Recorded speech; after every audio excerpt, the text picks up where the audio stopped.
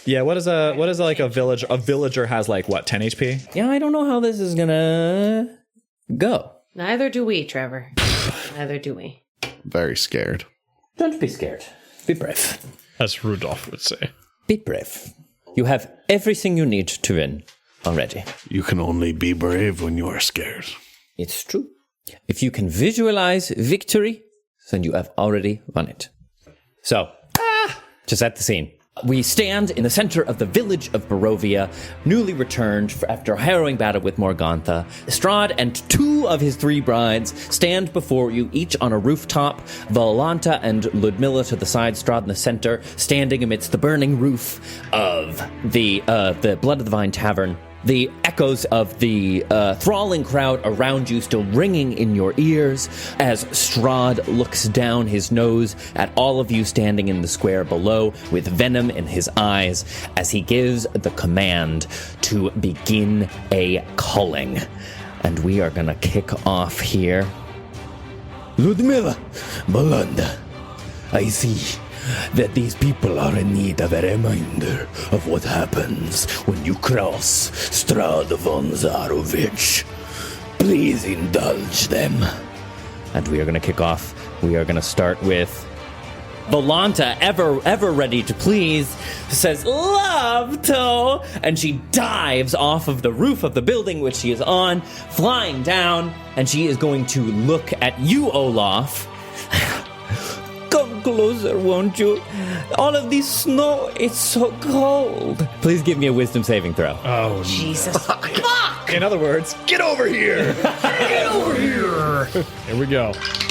Okay. Okay. That is a natural 16 Let's for go. a 16. Yeah, right! I thought you were about to say 15. I'll take a 16. Yeah, 16. Great, grand. Okay. You almost like feel her words. You almost get like this tickling sensation in your ear as you feel her words wash over you. You can feel her trying to ensorcel you forward. I think I take a step forward and maybe even take off my grab my cloak to take it off, and then I shake my head. I'm like, no. No. Fantastic. Yes. Okay, great. Drogar, from where he is, puts his mace out, to cross over Olaf's body, in front of him, and just goes, "It'll take more than that, Volanta." Yeah, I sure will. Okay, great. Drogar, that's going to bring us to you. Kaz, you're on deck. Okay. Right. Drogar, in this moment, looks up at Strahd and just grins. And he closes his eyes and he goes, "All right, friend. Milok, Shiru!" And he throws his mace into the ground and casts Summon Celestial. Oh! And out of the ground, next to Drogar, comes a Celestial Avenger. And that Celestial... For the listening audience, the Celestial Avenger is here represented by a goose. Yes. A goose! For everybody around us, out of the ground, from head to toe, this puddle, this glowing puddle appears, and out of it comes a tall elf in leathers, holding a longbow. Yes. And you see his eyes open, and it is Artemis. Jesus fuck. I mean, a celestial, made out of fucking stars and shit. And I look at him and I go, "Payback time." And then I just square up looking at Strahd. I'm sorry, did you say a tall elf clad in feathers? Leathers! Oh shit, okay, sorry. Get that back. Take it back. About time, my friend. Yeah! He's back, baby! Come on! Payback time! All right, so DM, if you have any questions about his his AC and his HP and all that stuff, I have it all here in front of me. It is a large celestial. He is neutral. His AC is 11 plus the spell's level. So that is 5. So he is 16. His AC is 16. His HP is Let's go. 40. He has a speed of 30 and a fly feet of 40. Come on! Does he share your initiative or does he get his own? It doesn't say anything about initiative, DM. It's up to you whether you want it to be Let's just do it on your turn then, because that's easier. like a spiritual weapon. It kind of goes with me. Okay. That's what we've done in the past. It's just always easier. Yeah. Same AC as Artemis had in life. Yes! Get the fuck out! Oh my god. Okay, great way to kick us off. Right, Awesome. so that'll be Drogar's turn because that is a full action spell.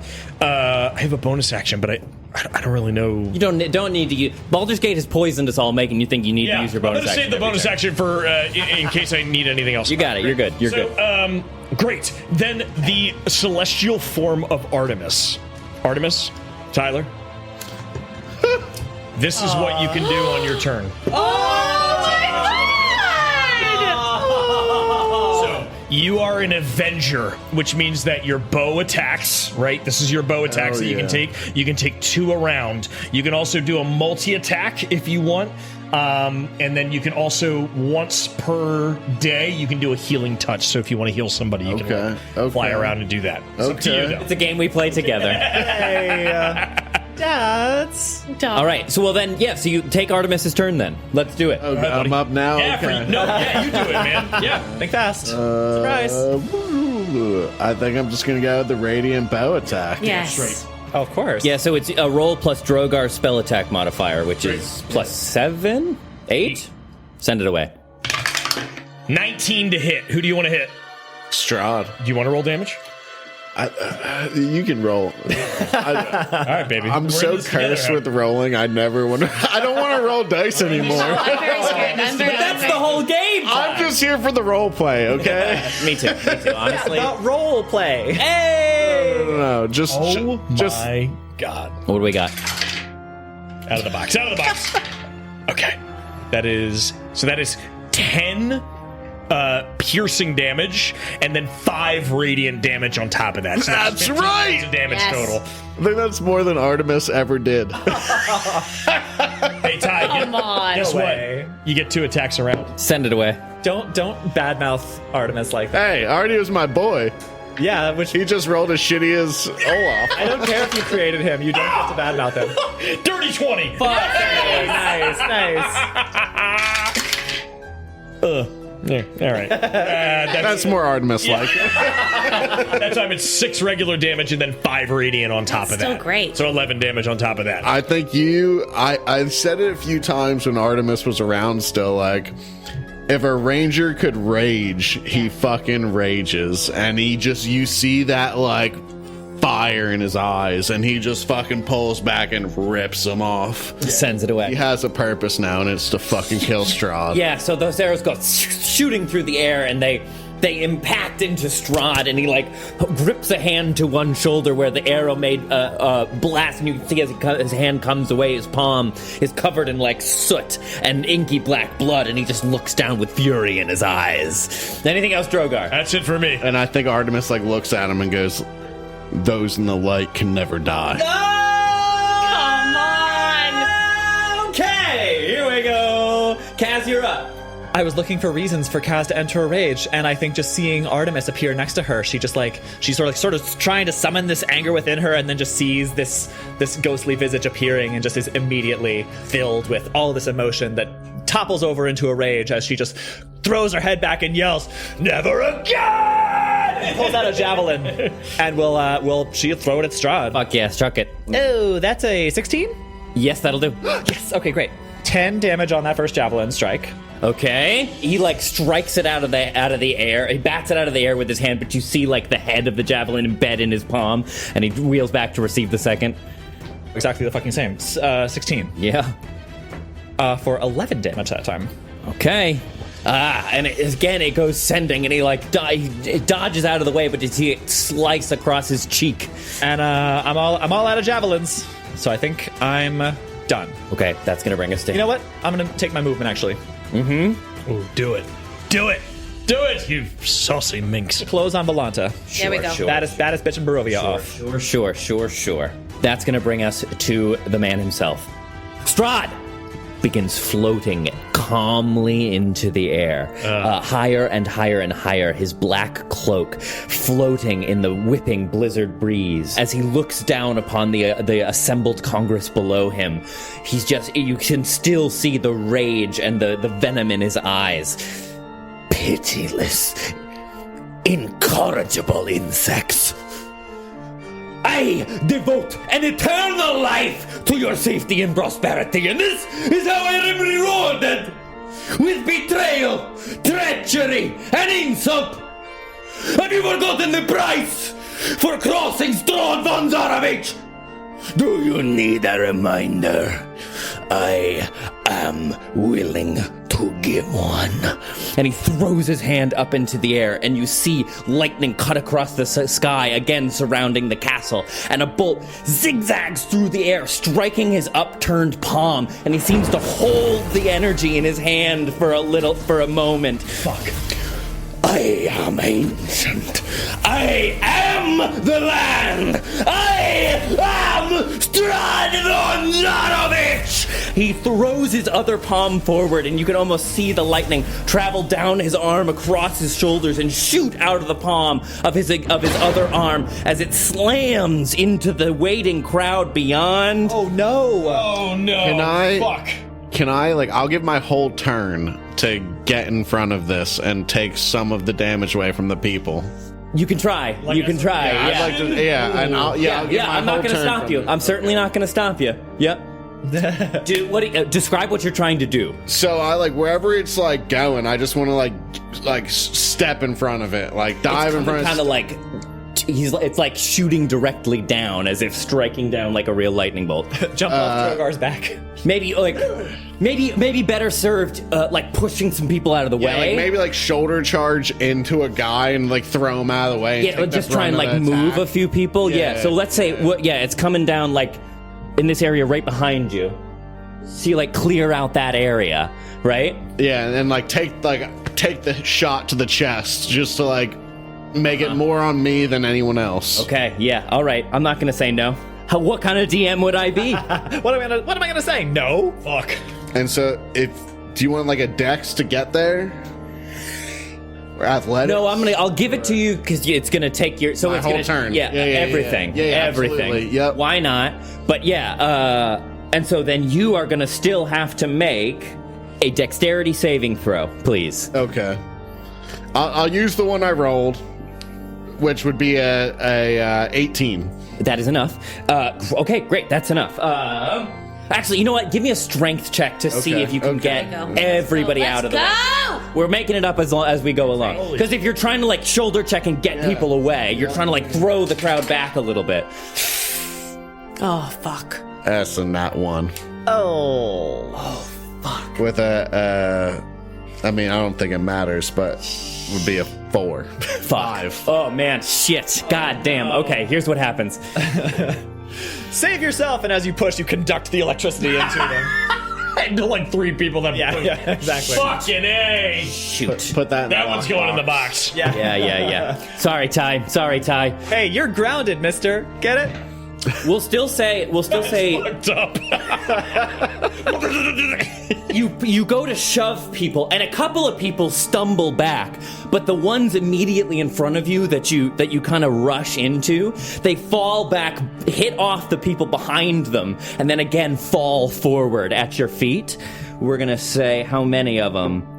Fuck. Oh god, it's mass hysteria rolls. So you get in there, and it's not even necessarily you, Olaf, but as this lightning starts to come down, they begin to panic. It's not, that's the natural one, is they just start to panic as they see this lightning bolt come in, and so you shove, and a couple people get out of the way, but some start to trip over themselves and fall back, and as it slams down, you made the save, so you are going to take 18 points of lightning damage. Oh, boy. Oh, no, half. So 9 points of lightning damage, I'm sorry.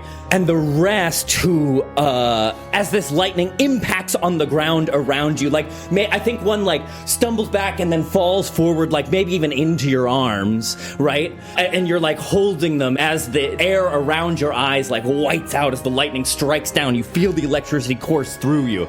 And you watch in front of you as this person, you see their eyes go wide with shock and terror, and then just melt away as the lightning leaves them nothing but charred flesh on bones, and you're just holding this. Oh my God. Once you were clasping arms with just this skeleton with flesh melting off of it. Roll a sanity check. As four people are instantly evaporated by lightning.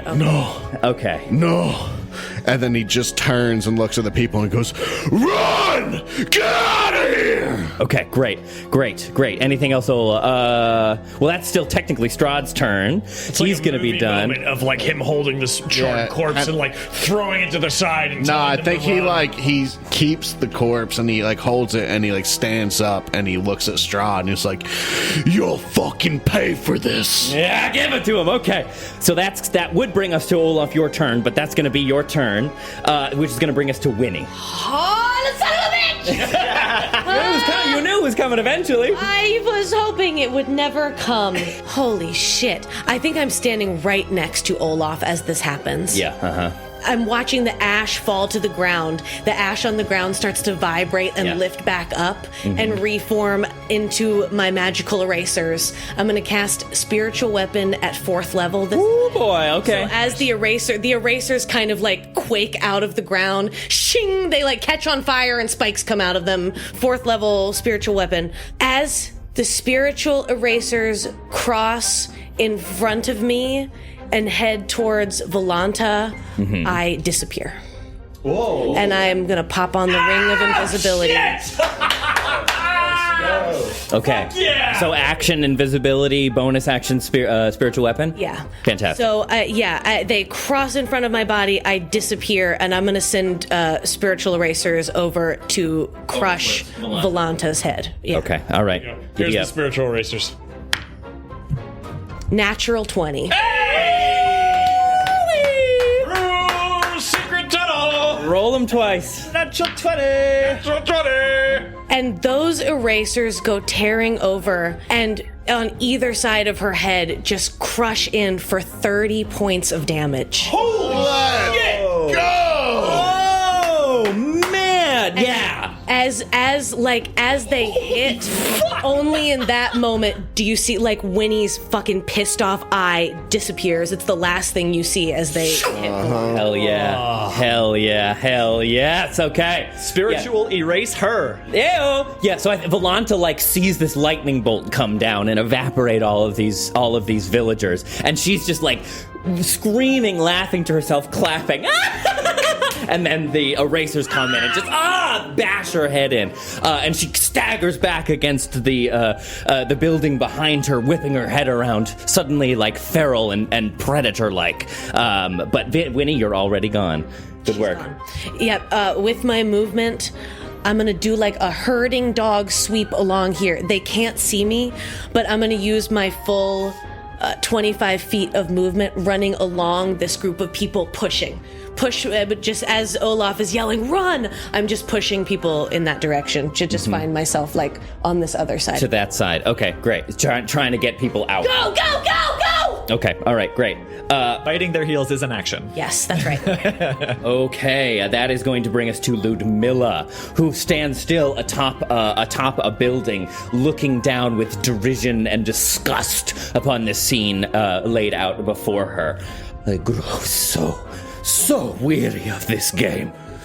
Would you not all just have the decency to fucking die? And she reaches into her the folds of her robes and pulls out, you recognize it all, that whistle, which she had long past last time you battled with her. She draws in a deep breath and places her lips gingerly on the end, sending out a horrifying, shrill, shrieking noise like an Aztec death whistle, if anyone has ever heard one of those. Pretty awful. And then on the ground below, you see the earth begin to tear open as magma and flame lick out right underneath a selection of the villagers over here. Bitch. Two manage to as the floor like literally becomes lava beneath them.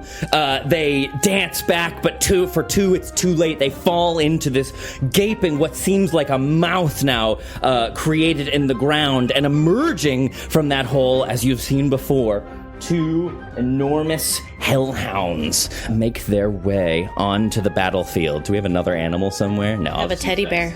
That'll do. Yes. Jesus, Murphy. Okay, correction. One enormous and one just adorable. Yeah, one enormous, one adorable. Yeah, that's it. It's a Rottweiler and a Chihuahua. That's great. The Chihuahua is actually the more aggressive one. Don't be fooled. Yeah, right. Yeah, that's it. He's got something to prove. But yeah, they emerge, whipping their heads around, overwhelmed by the amount of prey set before them. And you again see Ludmilla taking the whistle away. She gives another sharp whistle with her fingers. Both dogs snap their heads up to her. And she just looks down at them and says, "Fetch." And they immediately, dive into the crowd and start tearing away at people. Oh, God. They're gonna get 2 more as panic begins to erupt inside of the crowd. That is going to bring us to the bottom of the order, which is, Irina and Dimitri. Irina stands her ground. She looks up at Strahd high up in the air and says, "You've tortured these people enough, Strahd! Your fight is with me!" And she's going to chuck a javelin. 1 will hit. First one going wide. She throws it again, making purchase on the second. Dimitri, she's going to turn into a raven, fly up to that rooftop, land there, look to Ludmilla, who turns to him and says, "Well now, is this not a surprise? The last time I saw you, you were between my jaws. Come to me again, Mardikov." A lot has happened since then, Ludmilla. And he claps his hand together, sending it forward into a thunder wave. Yes! Thunder waver! I'm going to try and get her off this roof. Thunder! Yeah, okay. She's going to fail her save, so she's going to get blasted off of the roof. Yeah! Yes. Boom! She lands there. Good. On the ground. ... Pasha is going to transform into his wolfy self, as he did back in the Slod fight.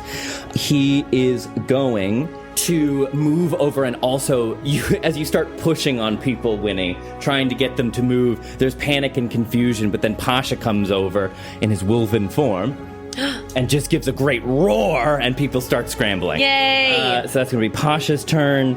Immediately, some of these over here, some start to flee. Others, however, still with resolve in their hearts, will say, "Come on, you lot! It's about time we done been saving ourselves!" Let's go! With a war cry, they begin to charge towards Ludmilla, now prone on the ground. Terror to pigs! Oh my God! There's nothing scarier than an angry mob, man. Oh God, we know firsthand. The revolution will not be televised. And they start to swarm on top of Ludmilla, now prone on the ground, from Dimitri's Thunderwave as the crowd closes in on her, and they just start collapsing in on her, the weight of the mob pressing down upon her. She almost starts to disappear amongst the throng, completely surrounded. Goodness gracious. Oh, it's gonna get fucked up, isn't it? Okay. It's gonna get fucked up. Okay. It's gonna get fucked up in here. That's right. Strahdcast features Campbell O'Hare as Winnie, Kay Devine-Jones as Kaz, Ned Iannacone as Drogar, Tyler Kanter as Olaf, and me, Trevor William Fayle, as your DM.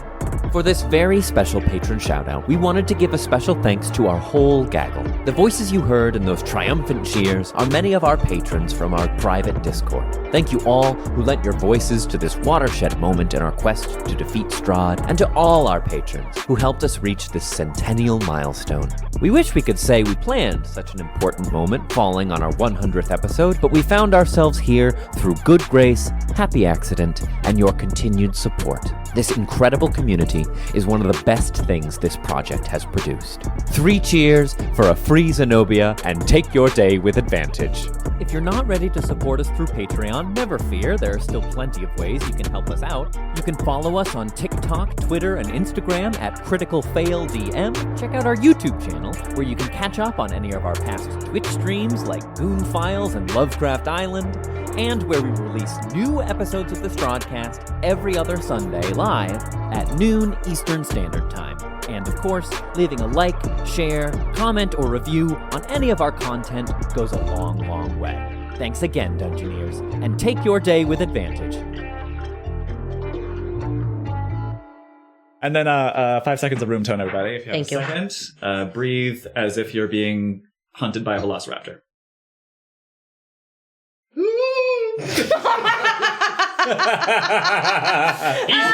Well, now you're dead, Tyler. Velociraptor hunted me. Taking one for the team. Tyler was trying to draw them away from us. Yeah. He was pulling a Jeff Goldblum. Come on! Come on, right here! All right, I'll work on my prompts. For now, just shut up. I get that one.